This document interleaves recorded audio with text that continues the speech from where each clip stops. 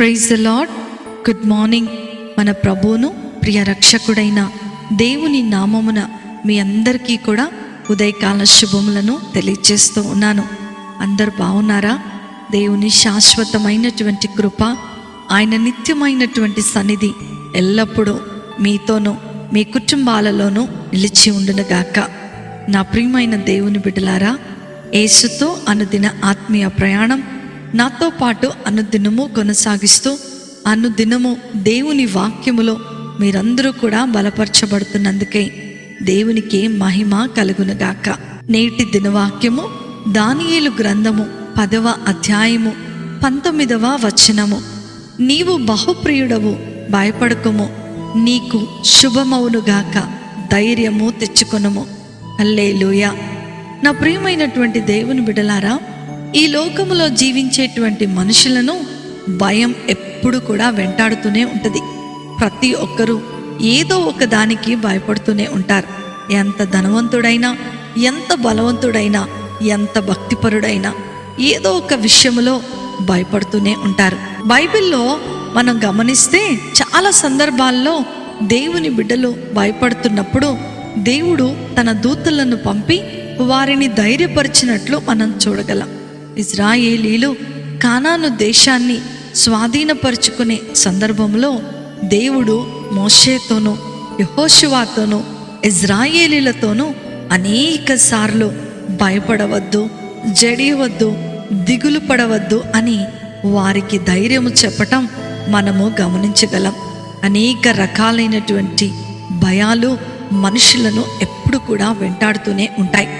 నా ప్రియమైన దేవుని బిడ్డలారా, ఎందరైతే దేవుని మీద ఆనుకుంటారో, ఎందరైతే దేవుని మీద విశ్వాసాన్ని ఉంటారో వారు దేనికి భయపడరు అని దేవుని యొక్క వాక్యము సెలవిస్తూ ఉంది.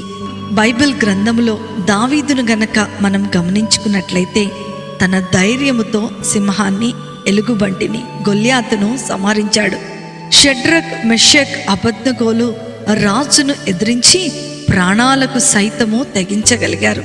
దానియేలు కూడా రాజాజ్ఞను ధిక్కరించాడు.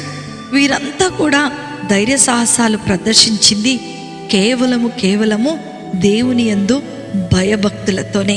తమకు అండగా దేవుడు ఉన్నాడన్న భావన వారిలో గొప్ప ధైర్యాన్ని కల్పించింది. అందుకనే వారు దేనిని లెక్క చేయలేదని దేవుని యొక్క వాక్యము సెలవిస్తూ ఉంది. వారు ఎంతగా తెగించారంటే దేవుడు వారిని కాపాడకపోయినా సరే రాజాజ్ఞకు లొంగకూడదని నిర్ణయించుకున్నారు. దేవుని మీద నమ్మకం ఉంటే చాలు, ఎక్కడైనా సరే ఎవరికైనా సరే ఎనలేనటువంటి ధైర్యము వచ్చేస్తూ ఉంటుంది. మనం దేనికైనా భయపడుతున్నామంటే మనం దేవుణ్ణి హృదయపూర్వకంగా నమ్మనట్లే.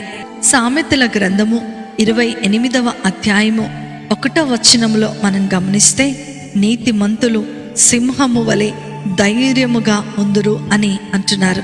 నీతి నిజాయితీగా జీవించే వాళ్ళు ధైర్యముగా ఉంటారు. అన్యాయంగా ప్రవర్తించేవారు, అక్రమముగా జీవించేవారు వారి పాపము వారిని కబలించి వేస్తుందేమోనని అనుక్షణము భయపడుతూనే ఉంటారు. ఏదేను తోటలో ఆదాము అవ్వలు పండు తిన్న తర్వాత భయపడి దాక్కున్నారు.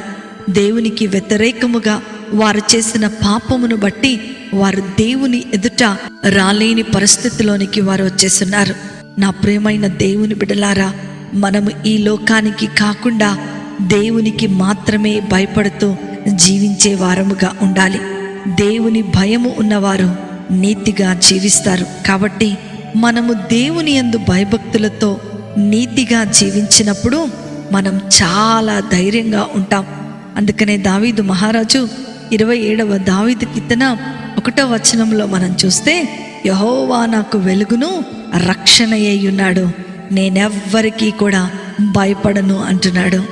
దావీదు సింహాన్ని, ఎలుగుబంటిని, గొల్యాతును చంపగలగటానికి దేవుని యందలి భయభక్తులే కారణం.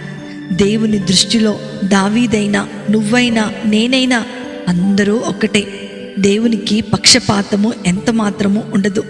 నీవు దేవుణ్ణి హృదయపూర్వకంగా ప్రేమించినట్లయితే, నీవు దేవుణ్ణి హృదయపూర్వకముగా నమ్మినట్లయితే దేవుని కోసము చావడానికైనా సరే సిద్ధపడేటువంటి ధైర్యము నీకు వస్తుంది. అందుకనే 3వ దావీదు కీర్తన 5-6 చరణాలు గనక మనం చదువుకున్నట్లయితే, యెహోవా నాకు ఆధారము కావున నేను పండుకొని నిద్రపోయి మేల్కొందును. 10,000 మంది దండెత్తొచ్చిన నా మీదకు వచ్చి మోహరించినను నేను భయపడను అంటున్నాడు దావీదు మహారాజు. ఎందుకనో తెలుసా? దేవుని యందు భయభక్తులే అతనికి అంత ధైర్యాన్ని కలిగించాయి. నా ప్రియమైన దేవుని బిడ్డ, ఈరోజు ఈ సమస్యను చూసి భయపడుతున్నావా? నువ్వు ఎదుర్కొంటున్న పోరాటాన్ని చూసి భయపడుతున్నావా?